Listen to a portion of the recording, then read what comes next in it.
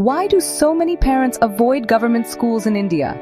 It starts with poor infrastructure, outdated teaching, and frequent teacher absenteeism. Most government schools teach in regional languages, while parents hope English education will secure better future jobs. Most government schools teach in regional languages, while parents hope English education will secure better future jobs. There's also a social stigma. Government schools are often seen as only for the underprivileged. Meanwhile, private schools promise all-round development with English, computers, and extra activities. This pushes even middle-class families to pay huge fees, often by cutting expenses or taking loans, just to avoid government schools. But is this truly the way forward? Or should we demand quality education for all? For millions of families in India, the dream of quality education begins with a difficult choice. Many government schools appear neglected, with empty classrooms and broken furniture. Stories of unmotivated or absent teachers circulate in every neighborhood. Basic resources, books, benches, even clean toilets, are often missing. Without engaging lessons, students lose interest and fall behind. The curriculum can feel outdated, disconnected from real-world skills. Many government schools teach in regional languages, leaving parents worried about English fluency. Some parents fear for their children's safety due to overcrowded classes and poor supervision. Even the midday meal, meant to support nutrition, sometimes raises hygiene concerns. Scandals and news reports fuel a trust deficit that's hard to shake. The contrast with private schools, modern buildings, smart uniforms, English-speaking teachers, is stark. For parents, education is the ladder to opportunity. They want the best for their children. This is why so many stretch their finances, determined to give their kids a head start. The private school dream is powerful, promising discipline, English, and a pathway to success. Meanwhile, government schools remain overburdened and under-resourced. And so, every year, parents join the queue, hoping private school will unlock a better future. The queue starts before dawn. Outside a prestigious Mumbai school, anxious parents clutch files, birth certificates, address proofs, and photos of their 4-year-olds. They're not here for a job or a government scheme, but for a Class 1 admission form. This piece of paper is their ticket to a lottery, where the prize is their child's future. The tension is palpable. For millions of Indian families, this is the reality every year. The dream of quality education has become a high-stakes ordeal. Parents are told private school is non-negotiable, the only path to English fluency and opportunity. They stretch their finances, starting with the costly application form, followed by a maze of fees and interviews. The process is opaque. Selection criteria are a mystery. Rumors swirl about preferred professions and voluntary contributions. Anxiety and exploitation thrive in this uncertainty. Parents feel they're not just enrolling a child, but competing for a scarce resource. The school holds all the cards. Parents are conditioned to accept arbitrary rules and rising costs.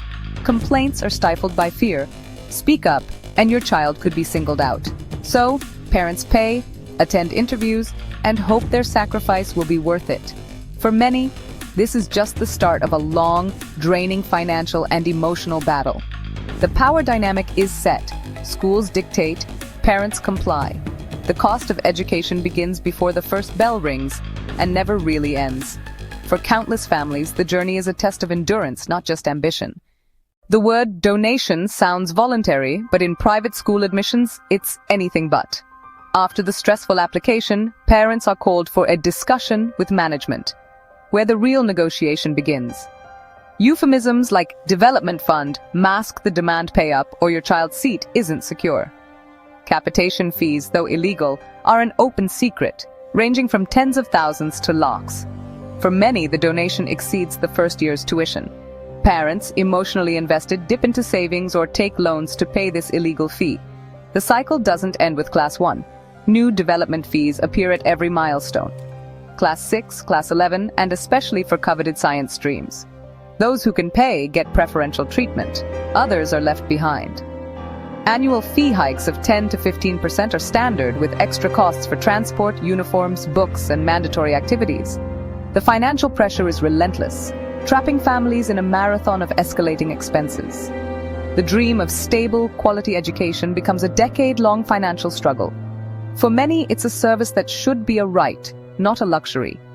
The system is designed to extract as much as possible at every stage.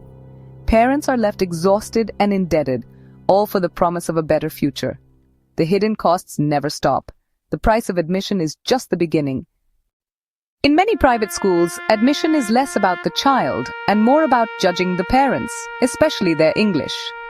Parents are interviewed, their fluency scrutinized, their worth measured by a foreign tongue. A successful business owner who struggles in English is made to feel inadequate.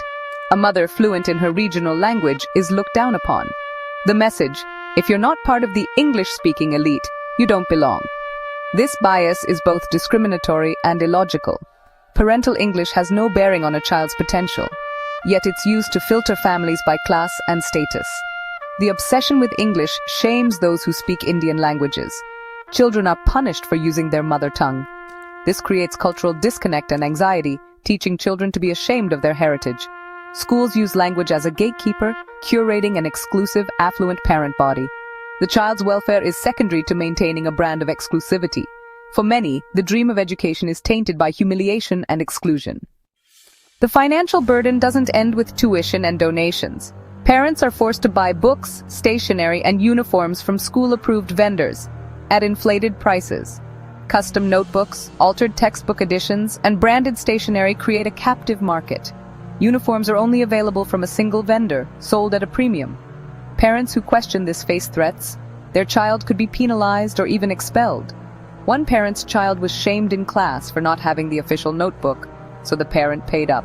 This is a clear violation of consumer rights, turning schools into profit-driven businesses. The focus shifts from education to maximizing profit from every sale. Parents become helpless consumers forced to comply.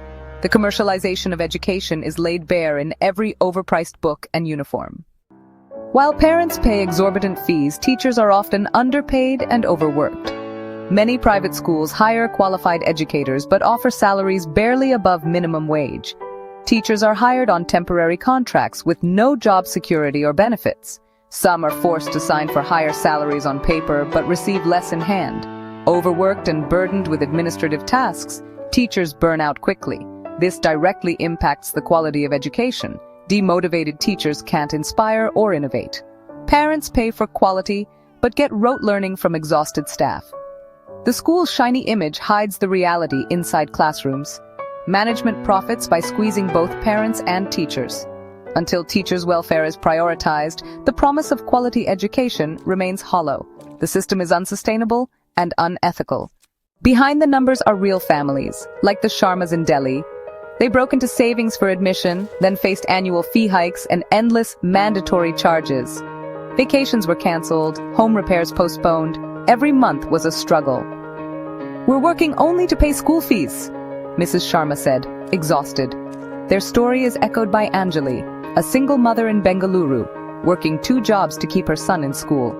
She faced not just financial strain, but social judgment for not affording extra tuitions or fundraisers. The emotional toll was immense. Her son sidelined, her anxiety constant.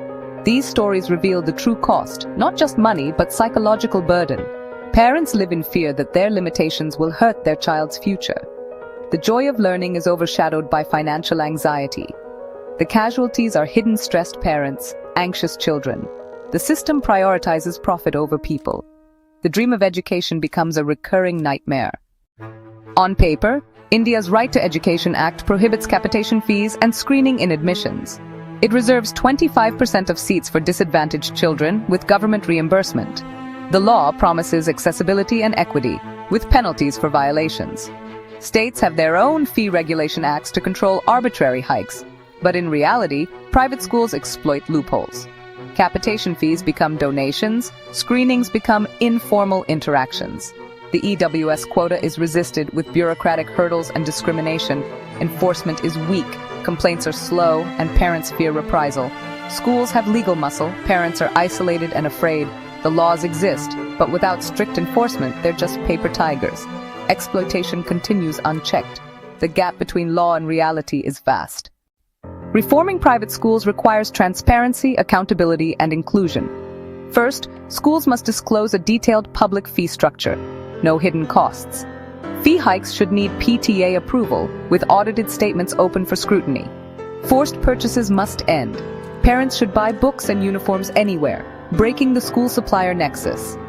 Only curriculum and basic uniform design should be specified. Teachers' welfare must be prioritized. Fair pay, job security, and respect. Salaries should be paid directly to bank accounts with regular audits. A motivated teacher is a school's greatest asset. The cultural bias in admissions must end. No more parent interviews or English tests. Admissions should be fair and inclusive, celebrating linguistic diversity. Education should empower, not divide. These are essential steps for an ethical, equitable system. No family can fight this system alone. The power lies in collective action. The first step is breaking the silence. Parents must talk, share experiences, and document unfair practices. PTAs must become active, empowered bodies, not rubber stamps. United, parents can negotiate, demand transparency, and resist arbitrary hikes. In many cities, parent associations have forced schools to roll back fees through protests and legal action. Technology and social media can connect parents, spread awareness, and build solidarity. The media must investigate and amplify these voices. This is a fight for our children's future, a demand for learning over profit. Every parent's story matters. Don't suffer in silence. Connect, organize, and know your rights. Demand accountability. The journey is long, but together we can reclaim education. Let's build a system that is fair, just, and empowering for every Indian child.